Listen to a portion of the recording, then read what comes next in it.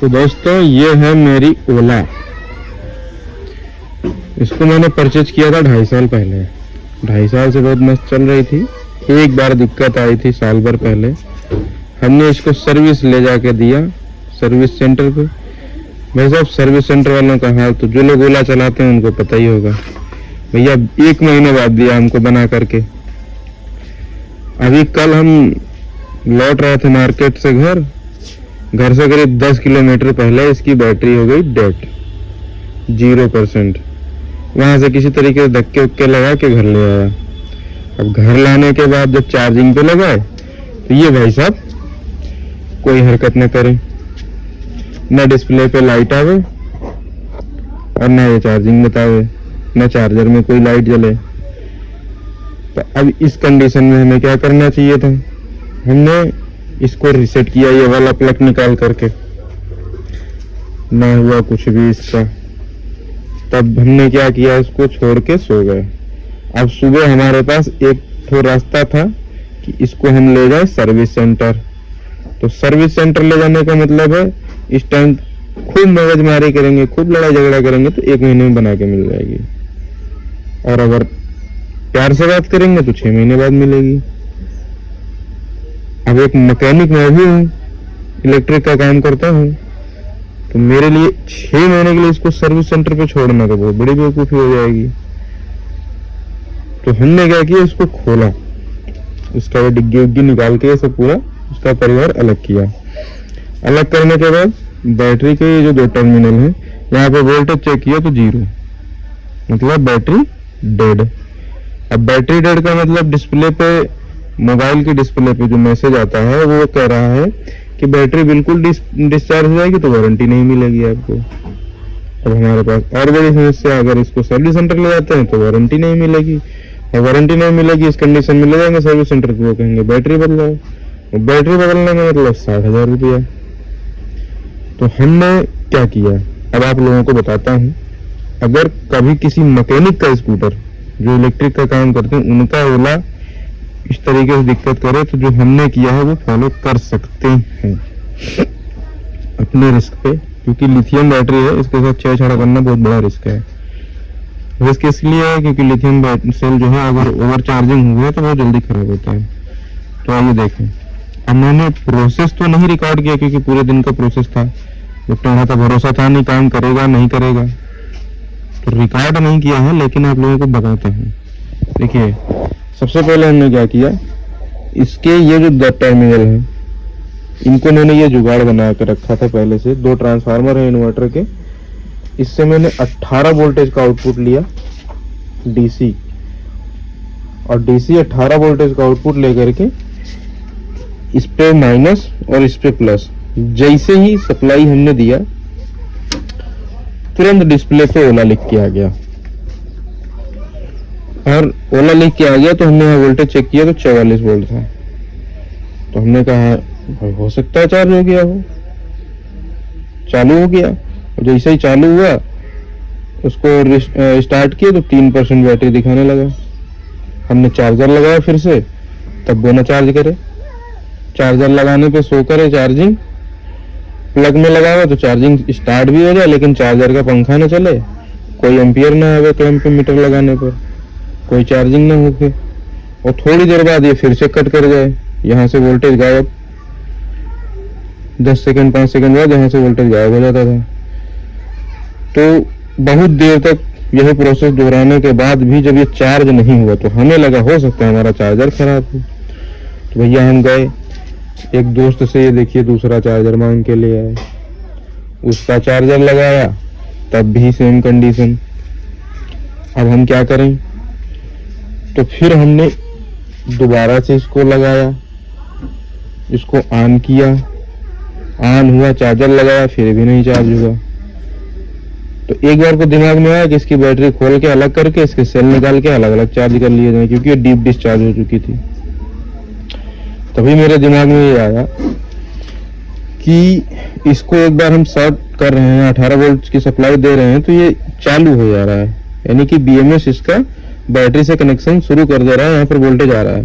तो अगर अंदर से बाहर यहाँ वोल्टेज आ रहा है तो बाहर से वोल्टेज अंदर भी लेगा, क्योंकि ये चार्जिंग वाले बस है। तो हम ये ले आए ई रिक्शा का चार्जर। क्यों ले आए?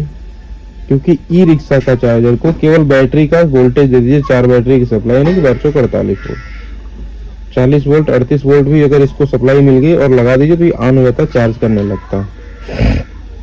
इसको 220 की सप्लाई दे दीजिए और इधर से बैटरी जोड़ दीजिए, चार्ज करने लगेगा।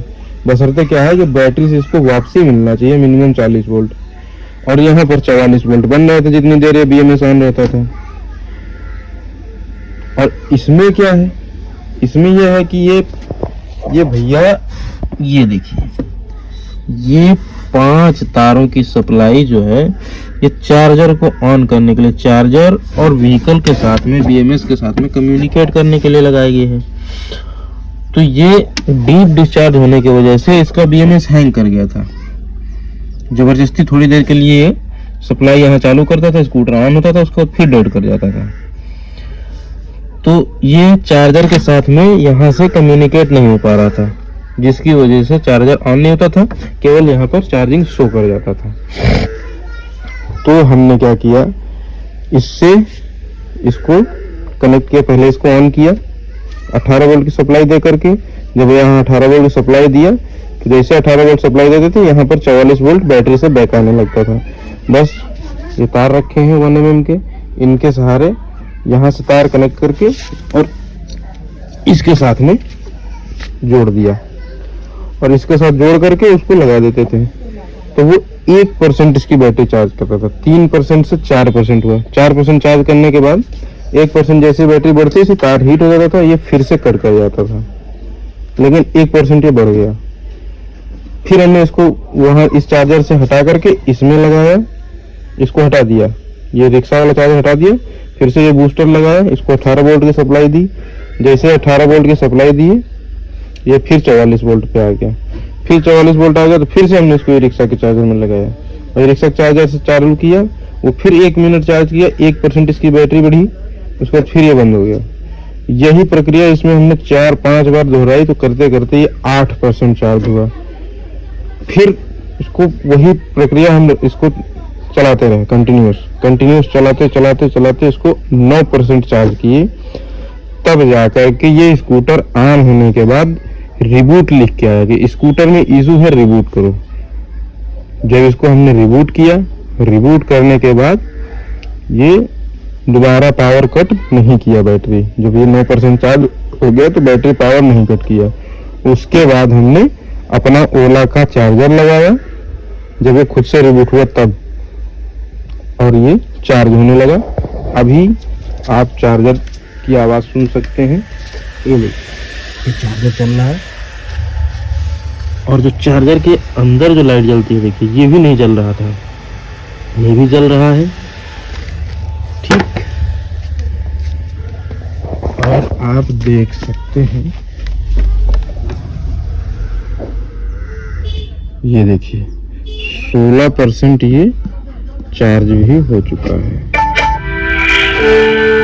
ये देखिए, तो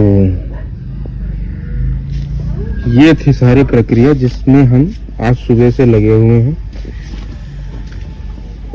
तो भैया एक ही दिन होगा ना, ढो के ले जाए पर है क्या हमको कहीं, अभी बनी गया, चालू हो गया, चले लाभ। और अगर हम इसको ले जाते सर्विस सेंटर तो यकीन मानिए आप लोग, ये 6 महीने से पहले लौट के हमारे घर नहीं आनी थी। और बैटरी के रिप्लेसमेंट का कास्ट हम ही को देना पड़ता है, हालांकि गारंटी में है, लेकिन डीप डिस्चार्ज होने की वजह से इसकी वारंटी क्लेम नहीं होती। वारंटी क्लेम तभी तक कंपनी करती है जब तक बैटरी 0% से ऊपर है। और इसका रिकॉर्ड में दर्ज हो गया था, कंपनी से हमको फोन आ गया था कि आपकी बैटरी डिस्चार्ज हो चुकी है, इसको चार्ज करिए। तो ये है ओला। ओला खराब नहीं है, ओला की सर्विस खराब है। तो ओला अगर आपको खरीदना है तो अपने रिस्क पे खरीदिए भैया, हम तो यही सलाह देंगे। बाकी हम तो इसको 2-2.5 साल से चला रहे हैं, हमें कोई शिकायत नहीं है। हाँ, जब खराब होती है तो बड़ी दुख होता है कि ये कंपनी वालों की कैसी पॉलिसी है, 6 महीने बाद बना के देते हैं। जब तक चलती है तब तक बड़ा मजा आता है इसको चलाने में, फुल एंजॉय करते हैं इसकी राइड को। बहुत मस्त गाड़ी, कोई शिकायत नहीं चलने में इसके। जब से बैटरी नए लिए थे तो 1 साल चलने के बाद बैटरी खराब हो गई थी, बैटरी कंपनी वालों ने बदल के दिया था, 1 महीने का टाइम लिए थे उस टाइम पे। तब से 100 किलोमीटर की रेंज निकाल के दे रही थी नॉर्मल मोड में, चाहे जैसे चलाएं। अभी ठंडी में इसका एवरेज 10 किलोमीटर घट गया है, गर्मियों में 10 किलोमीटर बढ़ जाता है। अब वो पता नहीं क्या इशू है, कंपनी वाले जाने। बाकी चलने में मस्त मजा आता है। ठीक है, जय हिंद।